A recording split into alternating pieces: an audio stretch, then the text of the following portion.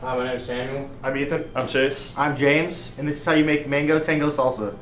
Alright, for step one, you're going to want to get a butter knife, a mango, a red bell pepper, and a red onion. You're going to want to cut up half of a red bell pepper, half of a red onion, and half a cup of mango. So next, you're gonna want 2 tablespoons of lime, 3/4 cup cilantro, 1 garlic clove, and a half teaspoon of salt. Step 3, you want to add everything into the blender with adult supervision and then blend slightly and add 1/4 cup of water if needed.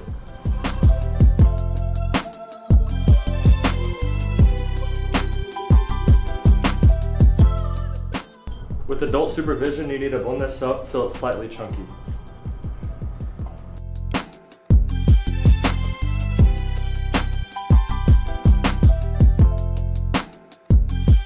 Pour into the bowl and enjoy with some chips.